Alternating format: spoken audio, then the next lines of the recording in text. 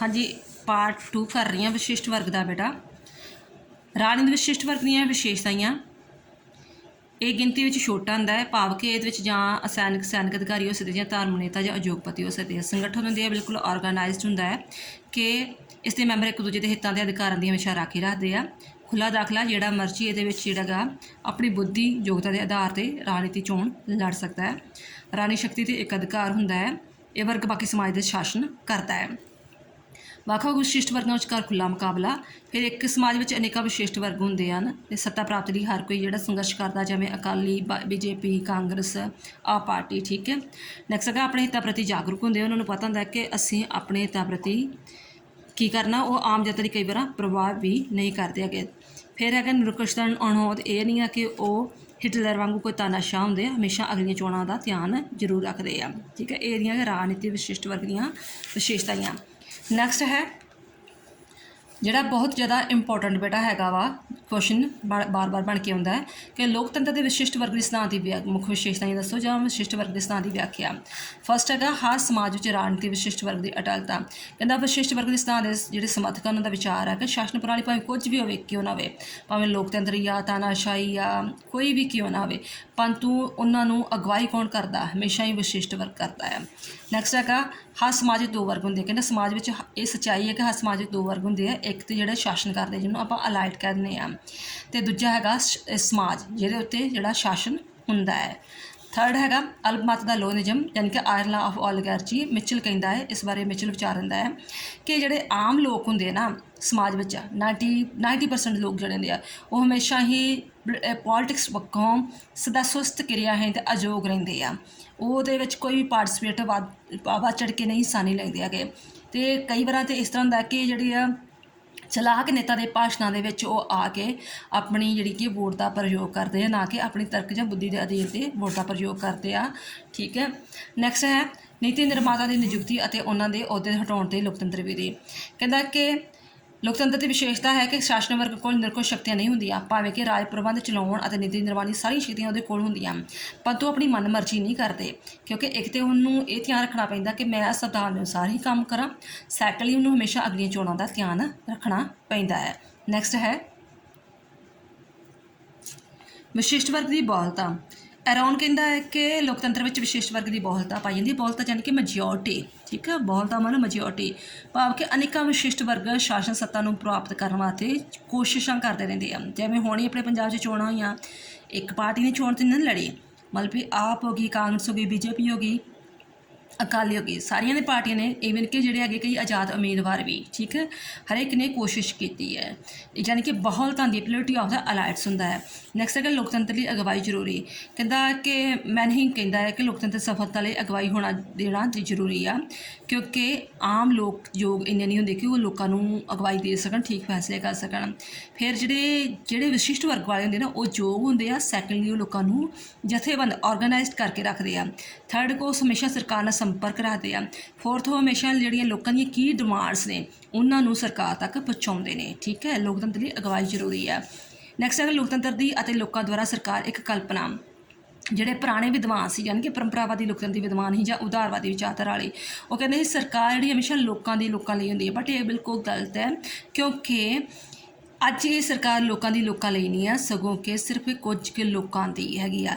ਇਸ ਸਿਧਾਂਤ ਦੇ ਸਮਰਥਕਾਂ ਦਾ ਵਿਚਾਰ ਹੈ ਕਿ ਆਮ ਜਨਤਾ ਤੇ ਰਾਜਨੀਤੀ ਵਿੱਚ ਕੋਈ ਹਿੱਸਾ ਹੀ ਨਹੀਂ ਰਹਿੰਦੀ ਹੈਗੀ। ਠੀਕ ਹੈ। ਨਾ ਹੀ ਉਹ ਮਤਲਬ ਕੀ ਨੀਤੀਆਂ ਬਣਾਈਆਂ, ਕੀ ਕਾਨੂੰਨ ਬਣਾਏ ਆ, ਇਹਦੇ ਵਿੱਚ ਕੋਈ ਇੰਟਰਸਟ ਲੈਂਦੀ ਆ। ਇਸ ਕਰਕੇ ਨਾ ਹੀ ਵੱਧ ਚੜ੍ਹ ਕੇ ਹਿੱਸਾ ਲੈਂਦੀ ਆ। ਇਹ ਸਿਰਫ ਤੇ ਸਿਰਫ ਵਿਸ਼ਿਸ਼ਟ ਕੁਝ ਕੁ ਲੋਕ ਜਿਹੜੇ ਹੈਗੇ ਆ ਆਪਣੀ ਮਰਜ਼ੀ ਨਾਲ ਕਾਨੂੰਨ ਬਣਾ ਲੈਂਦੇ ਆ ਅਤੇ ਆਪਣੀ ਮਰਜ਼ੀ ਨਾਲ ਹੀ ਲਾਗੂ ਕਰਦੇ ਆ। ਫਿਰ ਲੋਕਤੰਤਰ ਵਿੱਚ ਚੋਣਾਂ ਵਿਸ਼ਿਸ਼ਟ ਵਰਗ ਦੀਆਂ ਚੋਣਾਂ ਹੁੰਦੀਆਂ। ਜੇ ਉੱਦਾਂ ਮਤਲਬ ਜਦੋਂ ਚੋਣਾਂ ਹੁੰਦੀਆਂ ਤਾਂ ਇਹ ਪ੍ਰਭਾਵ ਪਾ ਜਾਂਦਾ ਕਿ ਨਹੀਂ ਜੀ ਇਹ ਲੋਕਾਂ ਦੁਆਰਾ ਚੁਣੀ ਹੋਈ ਸਰਕਾਰ ਆ, ਲੋਕੀ ਵੱਧ ਚੜ੍ਹ ਕੇ ਹਿੱਸਾ ਲੈ ਰਹੇ ਆ। ਬਟ ਨਹੀਂ, ਕਿਉਂਕਿ ਬਹੁਤ ਖਰਚੀਲੀਆਂ ਚੋਣਾਂ ਨੇ ਆਪਣੇ ਦੇਸ਼ ਵਿੱਚ, ਅਤੇ ਹਮੇਸ਼ਾ ਹੀ ਜਿਨ੍ਹਾਂ ਕੋਲ ਪੈਸਾ ਹੈਗਾ, ਪਾਵਰ ਹੈਗੀ ਆ, ਉਹੀ ਹੀ ਚੋਣਾਂ ਲੜਦੇ ਨੇ। ਆਰਥਿਕ ਪੱਖੋਂ ਵੀ ਸਟਰੋਂਗ ਨੇ ਅਤੇ ਰਾਜਨੀਤਿਕ ਪੱਖੋਂ ਸਟਰੋਂਗ ਨੇ। ਕਹਿੰਦਾ ਇਸ ਤਰ੍ਹਾਂ ਦੇ ਸਿਧਾਂਤਕਾਂ ਦਾ ਵਿਚਾਰ ਹੈ ਕਿ ਜਿਹੜੀਆਂ ਚੋਣਾਂ ਹਮੇਸ਼ਾ ਹੀ ਵਿਸ਼ਿਸ਼ਟ ਵਰਗ ਦੀਆਂ ਚੋਣਾਂ ਹੁੰਦੀਆਂ, ਕਿ ਅਕਾਲੀਆਂ ਨੇ ਜਿੱਤਣਾ, ਕਿ ਕਾਂਗਰਸ ਨੇ ਜਿੱਤਣਾ, BJP ਨੇ ਜਿੱਤਣਾ, ਜਾਂ ਪਿੰਡਾਂ ਵਿੱਚ ਹੀ ਸਰਪੰਚ ਲਾ ਲਓ ਕਿ ਕਿੰਨੇ ਚੋਣ ਜਿੱਤਣੀ ਆ। ਨੈਕਸਟ ਹੈਗਾ ਨੀਤੀ ਨਿਰਮਾਣ ਦੇ ਵਿੱਚ ਲੋਕਾਂ ਦੀ ਗੈਰ ਸਹਿਭਾਗਤਾ। ਜਦੋਂ ਹੁਣ ਕਾਨੂੰਨ ਬਣ ਜਾਂਦੇ ਆ, ਠੀਕ ਹੈ, ਅਤੇ ਨੀਤੀ ਨਿਰਮਾਣ ਹੁੰਦਾ ਕਾਨੂੰਨ ਬਣਾਉਣਾ, ਉਹਦੇ ਵਿੱਚ ਤਾਂ ਲੋਕਾਂ ਦੀ ਪਾਰਟੀਸਪੇਸ਼ਨ ਹੁੰਦੀ ਨਹੀਂ। ਉਹ ਜਿਹੜੇ ਲੋਕ ਹੁੰਦੇ ਆ ਵਿਸ਼ਿਸ਼ਟ ਵਰਗ ਚੁਣੇ ਹੁੰਦੇ ਉਹੀ ਹੀ ਕਾਨੂੰਨ ਬਣਾਉਂਦੇ ਆ। ਠੀਕ ਹੈ, ਨੈਕਸਟ ਹੈਗਾ ਵਿਸ਼ਿਸ਼ਟ ਵਰਗ ਦਾ ਚੱਲਦਾ ਚੱਕਰ। ਕਹਿੰਦਾ ਹੈ ਕਿ ਇਹ ਜਿਹੜਾ ਹੈਗਾ ਵਾ ਮੌਸਕਾ ਨੇ ਕਿਹਾ ਹੈ ਕਿ ਵਿਸ਼ਿਸ਼ਟ ਵਰਗ ਵਿੱਚ ਪਰਿਵਰਤਨ ਹੁੰਦਾ ਰਹਿੰਦਾ ਹੈ ਅਤੇ ਇਹਦੇ ਵਿੱਚ ਦਾਖਲਾ ਖੁੱਲ੍ਹਾ ਹੁੰਦਾ ਹੈ, ਭਾਵ ਕਿ ਯੋਗਤਾ ਦੇ ਆਧਾਰ 'ਤੇ ਇੱਕ ਵਰਗ ਆਉਂਦਾ, ਦੂਜਾ ਵਰਗ ਚਲਾ ਜਾਂਦਾ ਹੈ, ਜਾਣੀ ਕਿ ਕੋਈ ਨਵੀਂ ਸੱਤਾ ਆਉਂਦੀ ਹੈ, ਕਦੇ ਪੁਰਾਣੀ ਸੱਤਾ ਚਲੀ ਜਾਂਦੀ ਆ, ਇਹਦਾ ਚੱਕਰ ਚੱਲਦਾ ਰਹਿੰਦਾ ਹੈ। ਫਿਰ ਨੈਕਸਟ ਹੈਗਾ ਆਮ ਜਾਤੀ ਸਰਕਾਰ ਨਾਲੋਂ ਨਿਪੁੰਨ ਦੀ ਸਰਕਾਰ ਵਿੱਚ ਵਿਸ਼ਵਾਸ ਹੈ। ਇਸ ਤਰ੍ਹਾਂ ਦਾ ਵਿਚਾਰ ਹੈ, ਇਸ ਤਰ੍ਹਾਂ ਦੇ ਸਮਰਥਕਾਂ ਦਾ ਵਿਚਾਰ ਹੈ ਕਿ ਆਮ ਵਿਅਕਤੀ ਸ਼ਾਸਨ ਚਲਾਉਣ ਦੇ ਐਕਸਪਰਟ ਨਹੀਂ ਹੁੰਦਾ ਹੈਗਾ। ਇਹ ਜਿਹੜੀ ਹੈ ਰਾਜਨੀਤੀ ਹੈ, ਇਹ ਵੀ ਇੱਕ ਕਲਾ ਹੈ। ਉਹਨੂੰ ਜੇ ਲੋਕੀ ਕਿਸੇ ਗੱਲ ਤੋਂ ਭੜਕ ਜਾਂਦੇ ਨੇ, ਉਹਨਾਂ ਨੂੰ ਕਿਵੇਂ ਮੋਟੀਵੇਟ ਕਰਨਾ, ਕਿਵੇਂ ਸ਼ਾਂਤ ਕਰਨਾ, ਕਿਸ ਤਰ੍ਹਾਂ ਆਪਣੀ ਗੱਲ ਮਨਾਉਣਾ, ਇੱਕ ਆਰਟ ਹੈ। ਠੀਕ ਹੈ, ਹਰ ਇੱਕ ਵਿਅਕਤੀ ਜਿਹੜਾ ਹੈਗਾ ਇਹ ਚੀਜ਼ ਨੂੰ ਨਹੀਂ ਕਰ ਸਕਦਾ ਹੈਗਾ। ਵਿਚਾਰਧਾਰਾ ਵਿਸ਼ੇਸ਼ ਮਹੱਤਤਾ ਨਹੀਂ ਦਿੱਤੀ ਜਾਂਦੀ। ਆਮ ਤੌਰ 'ਤੇ ਵੈਸੇ ਕਿਹਾ ਜਾਂਦਾ ਹੈ ਕਿ ਗਾਂਧੀਵਾਦੀ ਵਿਚਾਰਧਾਰਾ ਨਾਲ ਮਾਰਕਸਵਾਦੀ ਵਿਚਾਰਧਾਰਾ ਜਾਂ ਉਦਾਰਵਾਦੀ ਵਿਚਾਰਧਾਰਾ, ਇਹੋ ਜਿਹਾ ਕੁਛ ਨਹੀਂ ਹੁੰਦਾ। ਵਿਸ਼ਿਸ਼ਟ ਵਰਗ ਵਾਲੇ ਮੰਨਦੇ ਆ। ਕਹਿੰਦਾ ਜਦੋਂ ਉਹ ਇੱਕ ਵਾਰੀ ਰਾਜਨੀਤੀ ਵਿੱਚ ਆ ਜਾਂਦੇ ਤਾਂ ਜਸਟ ਉਹਨਾਂ ਦਾ ਹੁੰਦਾ ਹੈ ਕਿ ਹਾਂ ਅਸੀਂ 5 ਸਾਲ ਤੱਕ ਰਾਜ ਚਲਾਉਣਾ, ਇਸ ਕਰਕੇ ਉਹਦੇ ਵਿੱਚ ਇਕਸੁਰਤਾ, ਸੰਤੁਲਨ ਅਤੇ ਸਥਿਰਤਾ ਬਣਿਆ ਰਵੇ। ਨੈਕਸਟ ਹੈਗਾ ਅਸਮਾਨਤਾ ਨੂੰ ਮਾਨਤਾ। ਜਿਹੜੇ ਪਰੰਪਰਾਵਾਦੀ ਵਿਦਵਾਨ ਕਹਿੰਦੇ ਕਿ ਹਰੇਕ ਲੋਕ ਸਮਾਨ ਆ। ਠੀਕ ਹੈ, ਸਮਾਨਤਾ ਨੂੰ ਮੇਨ ਮੰਨਿਆ ਜਾਂਦਾ ਸੀ, ਬਟ ਜਿਹੜੇ ਵਿਸ਼ਿਸ਼ਟ ਵਰਗ ਵਾਲੇ ਕਹਿੰਦੇ ਕਿ ਨਹੀਂ, ਸਾਰੇ ਲੋਕ ਸਮਾਨ ਨਹੀਂ ਆ। ਕੁਝ ਲੋਕ ਜਿਹੜੇ ਹੈਗੇ ਆ ਬੁੱਧੀਮਾਨ ਹੁੰਦੇ ਆ, ਯੋਗ ਹੁੰਦੇ ਆ, ਗਿਆਨੀ ਹੁੰਦੇ ਆ, ਹੁਨਰ ਹੁੰਦੇ ਆ, ਸਮਝਦਾਰ ਹੁੰਦੇ ਆ, ਤਾਂ ਉਹ ਹੀ ਰਾਜਨੀਤੀ ਵਿੱਚ ਸ਼ਾਸਨ ਚਲਾਉਂਦੇ ਆ। ਗੁਣ ਕੀ ਹੈ? ਗੁਣ ਉਹੀ ਜੋ ਆਪਾਂ ਵਿਸ਼ੇਸ਼ਤਾਵਾਂ ਪੜ੍ਹੀਆਂ ਸੀ, ਉਹੀ ਇਹਦੇ ਗੁਣ ਆ ਜਾਣਗੇ। ਨੈਕਸਟ ਹੈ ਵਿਸ਼ਿਸ਼ਟ ਵਰਗ ਸਿਧਾਂਤ ਦੀ ਆਲੋਚਨਾ। ਕਹਿੰਦਾ ਆਮ ਜਨਤਾ ਵਿੱਚ ਵਿਸ਼ਵਾਸ ਨਹੀਂ ਰੱਖਦੇ, ਕਿਉਂਕਿ ਉਹ ਬਾਰ-ਬਾਰ ਕਹਿੰਦੇ ਆ ਕਿ ਸਾਰੇ ਲੋਕ ਸਿਆਣੇ ਨਹੀਂ ਹੈਗੇ ਅਤੇ ਸਿਰਫ ਕੁਝ ਕੁ ਲੋਕ ਆ। ਇਸ ਤਰ੍ਹਾਂ ਜਿਹੜੀ ਹੈਗੀ ਆ ਇਹਨਾਂ ਦਾ ਕਹਿੰਦਾ ਇਸ ਸਿਧਾਂਤ ਦੇ ਸਮਰਥਕ ਆਮ ਜਨਤਾ 'ਚ ਕੋਈ ਵਿਸ਼ਵਾਸ ਨਹੀਂ ਕਰਦੇ, ਪਰੰਤੂ ਆਪਾਂ ਨੂੰ ਪਤਾ ਹੈ ਕਿ ਜਨਤਾ ਲੋਕਤੰਤਰ ਦੀ ਆਤਮਾ ਹੈ। ਠੀਕ ਹੈ, ਅਤੇ ਜੇਕਰ ਜਨਤਾ ਨੂੰ ਪਹਿਲ ਨਹੀਂ ਦਿੱਤੀ ਜਾਏਗੀ ਤਾਂ ਫਿਰ ਲੋਕਤੰਤਰ ਦਾ ਵੀ ਕੋਈ ਮਤਲਬ ਨਹੀਂ ਰਹਿ ਜਾਂਦਾ। ਇਹ ਰੂੜੀਵਾਦੀ ਸਿਧਾਂਤ ਆ। ਕਹਿੰਦਾ ਇਹ ਰੂੜੀਵਾਦੀ ਸਿਧਾਂਤ ਇਹ ਸੋਚਦੇ ਆ ਕਿ ਜਿੱਦਾਂ ਕੁਲੀਤੰਤਰ ਰਾਜਾ ਹੁੰਦਾ ਹੈ, ਸੰਬੰਧਸ਼ਾਹੀ ਯੁੱਗ ਹੁੰਦੇ ਆ, ਇੱਕੋ ਸਰਦਾਰ ਹੁੰਦਾ ਹੈ, ਉਹੀ ਹਮੇਸ਼ਾ ਸ਼ਾਸਨ ਚਲਾ ਕੇ ਰੱਖਦਾ, ਬਾਕੀਆਂ ਦੀ ਕੋਈ ਯੋਗਤਾ 'ਚ ਵਿਸ਼ਵਾਸ ਨਹੀਂ ਰੱਖਦਾ, ਹਮੇਸ਼ਾ ਚਾਹੁੰਦਾ ਕਿ ਜੋ ਸਾਡੀ ਸਰਕਾਰ ਬਣੀ ਰਹੀ ਉਹੀ ਹਮੇਸ਼ਾ ਬਣੀ ਰਹੇ, ਅਤੇ ਇਸ ਤਰ੍ਹਾਂ ਉਹ ਚੇਂਜ ਚਾਹੁੰਦੇ ਨਹੀਂ ਹੈਗੇ। ਅਤੇ ਇਸ ਤਰ੍ਹਾਂ ਇਹ ਜਿਹੜਾ ਸਿਧਾਂਤ ਹੈ ਇੱਕ ਰੂੜੀਵਾਦੀ ਸਿਧਾਂਤ ਹੈ, ਕਿਉਂਕਿ ਹਰ ਇੱਕ ਚੀਜ਼ ਜਿਹੜੀ ਕਿ ਸਮੇਂ ਦੇ ਨਾਲ ਜਿਹੜੀ ਹੈਗੀ ਆ ਪਰਿਵਰਤਨ ਮੰਗਦੀ ਹੈ। ਪਰਿਵਰਤਨ ਲਿਆਉਣਾ ਜ਼ਰੂਰੀ ਹੁੰਦਾ ਤਾਂ ਹੀ ਵਿਕਾਸ ਹੋ ਸਕਦਾ ਹੈ। ਵਿਸ਼ਿਸ਼ਟ ਵਰਗ ਸਮਾਜ ਦੇ ਵਿੱਚ ਸੰਤੁਲਨ ਕਾਇਮ ਨਹੀਂ ਰਹਿ ਸਕਦਾ। ਕਹਿੰਦਾ ਵਿਸ਼ਿਸ਼ਟ ਵਰਗ ਦੇ ਸਿਧਾਂਤ ਜਿਹੜੇ ਹੈਗੇ ਆ ਸਮਾਜਿਕ ਸੰਤੁਲਨ ਬਣਾਈ ਰੱਖਣ ਦੇ ਹੱਕ ਵਿੱਚ, ਪਰੰਤੂ ਉਹ ਬਣਾ ਕੇ ਨਹੀਂ ਰੱਖਦਾ। ਰੀਜ਼ਨ ਕੀ ਆ ਕਿ ਸੰਤੁਲਨ ਬਣਾਈ ਰੱਖਣ ਲਈ ਅਸੰਤੁਲਨ ਦੇ ਸਮਾਜਿਕ, ਆਰਥਿਕ, ਰਾਜਨੀਤਿਕ ਕਾਰਨਾਂ ਦੀ ਖੋਜ ਕਰਨੀ ਪੈਂਦੀ ਆ, ਫਿਰ ਉਹਨੂੰ ਦੂਰ ਕਰਨਾ ਚਾਹੀਦਾ ਹੈਗਾ ਵਾ। ਪਰੰਤੂ ਵਿਸ਼ਿਸ਼ਟ ਵਰਗ ਦੇ ਸਿਧਾਂਤ ਦੇ ਸਮਰਥਕ ਵੱਖ-ਵੱਖ ਵਰਗਾਂ ਵਿੱਚ ਪ੍ਰਤੀਯੋਗਤਾ ਰਾਹੀਂ ਅਤੇ ਵਿਸ਼ਿਸ਼ਟ ਵਰਗ ਦੇ ਪਰਿਵਰਤਨ ਰਾਹੀਂ ਸੰਤੁਲਨ ਬਣਾਈ ਰੱਖਣਾ ਚਾਹੁੰਦੇ ਆ। ਇਹ ਸਿਧਾਂਤ ਲੋਕਤੰਤਰੀ ਸਮਾਜ ਬਾਰੇ ਚੁੱਪ ਆ। ਕਹਿੰਦਾ ਕਿ ਸਿਧਾਂਤ ਕੇਵਲ ਰਾਜਨੀਤੀ ਪ੍ਰਣਾਲੀ ਬਾਰੇ ਹੀ ਗੱਲ ਕਰਦਾ, ਕੋਈ ਧਾਰਮਿਕ ਬਾਰੇ, ਆਰਥਿਕ ਬਾਰੇ, ਸਮਾਜਿਕ ਬਾਰੇ ਕੋਈ ਗੱਲ ਨਹੀਂ ਕਰਦਾ ਹੈਗਾ। ਪਰੰਤੂ ਸਾਨੂੰ ਪਤਾ ਹੈ ਕਿ ਰਾਜਨੀਤੀ ਦਾ ਸਮਾਜਿਕ ਨਾਲ, ਆਰਥਿਕ ਨਾਲ, ਧਾਰਮਿਕ ਨਾਲ ਗੂੜਾ ਸੰਬੰਧ ਹੈ। ਠੀਕ ਹੈ, ਨੈਕਸਟ ਹੈਗਾ ਇਹ ਸਿਧਾਂਤ ਵਿਚਾਰਧਾਰਾ ਨੂੰ ਕੋਈ ਮਹੱਤਤਾ ਨਹੀਂ ਦਿੰਦਾ। ਕਹਿੰਦਾ ਹੈ ਕਿ ਵਿਸ਼ਿਸ਼ਟ ਵਰਗ ਦਾ ਸਿਧਾਂਤ ਲੋਕਤੰਤਰ ਦੀ ਸੰਸਥਾਤਮਕ ਦੇ ਪੱਖ ਵਿੱਚ ਹੈ ਕਿ ਜਸਟ ਇੱਕ ਇੰਸਟੀਟਿਊਸ਼ਨ ਆ ਰਾਜਨੀਤੀ ਵੀ, ਉਹ ਵਿਚਾਰਧਾਰਾ ਨੂੰ ਕੋਈ ਪਹਿਲ ਨਹੀਂ ਦਿੰਦਾ ਹੈਗਾ। ਜਿਵੇਂ ਵਿਚਾਰਧਾਰਾ ਸੁਤੰਤਰਤਾ, ਸਮਾਨਤਾ, ਭਰਾਤਰੀ ਭਾਵ ਦੀ ਵਿਚਾਰਧਾਰਾ, ਇਹਨੂੰ ਕੋਈ ਪਹਿਲ ਨਹੀਂ ਦਿੰਦਾ। ਅਤੇ ਇਸ ਤਰ੍ਹਾਂ ਜਿਹੜੀ ਹੈਗੀ ਆ ਇਸ ਤੋਂ ਬਿਨਾਂ ਜਿਹੜੀ ਰਾਜਨੀਤੀ ਜਿਹੜੀ ਹੈਗੀ ਆ ਵਿਚਾਰਧਾਰਾ ਤੋਂ ਬਿਨਾਂ ਇੱਕ ਖੋਖਲੀ ਹੋ ਜਾਏਗੀ, ਜਿਵੇਂ ਆਤਮਾ ਤੋਂ ਬਿਨਾਂ ਸਰੀਰ ਹੁੰਦਾ ਹੈ। ਨੈਕਸਟ ਹੈ ਇਹ ਸਿਧਾਂਤ ਵਿਅਕਤੀ ਨੂੰ ਕੋਈ ਮਹੱਤਤਾ ਨਹੀਂ ਦਿੰਦਾ। ਕਹਿੰਦਾ ਇਹ ਸਿਧਾਂਤ ਵਿਅਕਤੀ ਨੂੰ ਕੋਈ ਮਹੱਤਤਾ ਨਹੀਂ ਦਿੰਦਾ, ਕਿਉਂਕਿ ਉਦਾਰਵਾਦੀ ਤਾਂ ਮੰਨਦੇ ਕਿ ਵਿਅਕਤੀ ਦੇ ਦੁਆਲੇ ਸਾਰੀ ਰਾਜਨੀਤੀ ਘੁੰਮਦੀ ਆ, ਪਰੰਤੂ ਇਹ ਕਿਹਦੇ ਦੁਆਲੇ ਕਹਿੰਦੀ ਹੈ ਰਾਜਨੀਤੀ ਕਿ ਵਿਸ਼ਿਸ਼ਟ ਵਰਗ ਦੇ ਦੁਆਲੇ। ਇਸ ਤਰ੍ਹਾਂ ਵਿਅਕਤੀ ਜਿਹੜਾ ਇੱਕ ਮਸ਼ੀਨ ਬਣ ਕੇ ਰਹਿ ਜਾਂਦਾ ਹੈਗਾ ਵਾ। ਨੈਕਸਟ ਹੈਗਾ ਨੇਤਾਵਾਂ ਨੂੰ ਬੇਲੋੜੀ ਮਹੱਤਤਾ ਦਿੱਤੀ ਗਈ ਆ। ਇਹ ਜਿਹੜੀ ਸਿਧਾਂਤ ਸਿਰਫ ਲੀਡਰਾਂ ਦੇ ਦੁਆਲੇ ਘੁੰਮਦੀ ਰਹਿੰਦੀ ਵਿਚਾਰਧਾਰਾ ਵਾ, ਅਤੇ ਇਸ ਤਰ੍ਹਾਂ ਜੇਕਰ ਉਹਨਾਂ ਨੂੰ ਜ਼ਿਆਦਾ ਪ੍ਰੈਫਰੈਂਸ ਦੇ ਦਿੱਤੀ ਲੀਡਰਾਂ ਨੂੰ ਤਾਂ ਉਹ ਆਪਣੇ ਆਪ ਨੂੰ ਹਾਕਮ ਸਮਝ ਲੈਣਗੇ। ਠੀਕ ਆ, ਕਈ ਵਾਰ ਹੁੰਦਾ ਕਿ ਆਮ ਲੋਕ ਵੀ ਸੂਝਵਾਨ ਹੁੰਦੇ ਆ ਅਤੇ ਉਹ ਠੀਕ ਆ, ਕਈ ਵਾਰ ਹਿੱਸਾ ਨਹੀਂ ਲੈਂਦੇ। ਲੋੜ ਆ ਲੋਕਾਂ ਵਿੱਚ ਰਾਜਨੀਤੀ ਦੀ ਅਵੇਅਰਨੈਸ ਕ੍ਰੀਏਟ ਕਰਨ ਦੀ। ਇਸ ਤਰ੍ਹਾਂ ਦੇ ਲੋਕ ਮਤ ਨੂੰ ਉਚਿਤ ਮਹੱਤਤਾ ਨਹੀਂ ਦਿੰਦੇ। ਇਹ ਲੋਕ ਮਤ ਲੋਕਤੰਤਰ ਦਾ ਆਧਾਰ ਹੁੰਦੀ ਆ, ਅਤੇ ਕੋਈ ਵੀ ਵਿਅਕਤੀ ਲੋਕਤੰਤਰ ਸਰਕਾਰ ਲੋਕ ਮਤ ਨੂੰ ਅੱਖੀਂ ਓਹਲੇ ਨਹੀਂ ਕਰ ਸਕਦਾ। ਜੇਕਰ ਮੰਨ ਲਓ ਕਿ ਤੁਸੀਂ ਲੋਕ ਮਤ ਨੂੰ ਅੱਖੀਂ ਓਹਲੇ ਕਰਦੇ ਤਾਂ ਆਉਣ ਵਾਲੇ ਸਮੇਂ ਵਿੱਚ ਉਹ ਤੁਹਾਨੂੰ ਚੁਣਨਗੇ ਨਹੀਂ। ਠੀਕ ਹੈ, ਨੈਕਸਟ ਹੈਗਾ ਇਹ ਸਿਧਾਂਤ ਸਮਾਜਿਕ ਅਤੇ ਰਾਜਨੀਤਿਕ ਸਮਾਨਤਾ ਦੇ ਸਿਧਾਂਤ ਦੇ ਵਿਰੋਧ ਹੈ। ਸਮਾਨਤਾ ਲੋਕਤੰਤਰ ਦੇ ਮੁੱਖ ਥੰਮਾਂ ਵਿੱਚੋਂ ਇੱਕ ਹੈ ਅਤੇ ਲੋਕਤੰਤਰ ਦੀ ਪਹਿਲੀ ਸ਼ਰਤ ਹੁੰਦੀ ਹੈ। ਜਿੱਥੇ ਸਮਾਜਿਕ ਅਤੇ ਰਾਜਨੀਤਿਕ ਸਮਾਨਤਾ ਨਹੀਂ ਹੈਗੀ, ਸਮਾਜਿਕ ਅਤੇ ਰਾਜਨੀਤਿਕ ਸਮਾਨਤਾ ਨਹੀਂ ਆ, ਉੱਥੇ ਆਪਾਂ ਲੋਕਤੰਤਰ ਦੀ ਕਲਪਨਾ ਵੀ ਨਹੀਂ ਕਰ ਸਕਦੇ ਹੈਗੇ।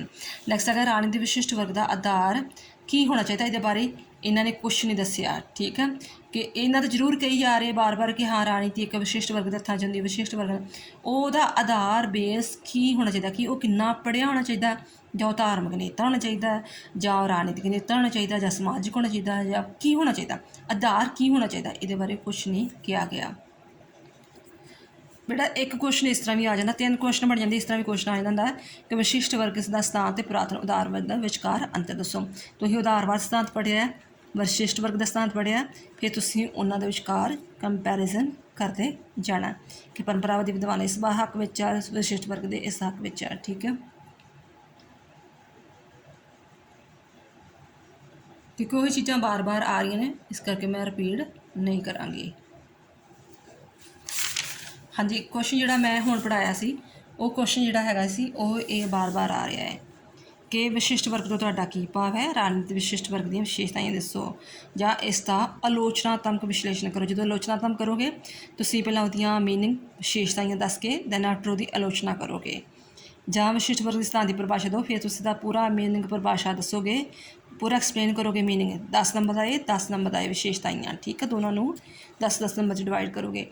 जेकर इस तरह क्वेश्चन आ रहा है कि विशिष्ट सिद्धांत की परिभाषा दो, सिद्धांत के मुख्य विचार, सिद्धांत विशिष्ट वर्ग का मीनिंग दस के, डेफिनेशन दस के, तो सिद्धांत के मुख्य विचार, सिद्धांत के मुख्य विचार यानी कि जो विद्वानों के विचार आ, विद्वानों के विचार आ उन्होंने बारे गल करोगे, जो 5-6 विद्वानों के विचार दिते हैं।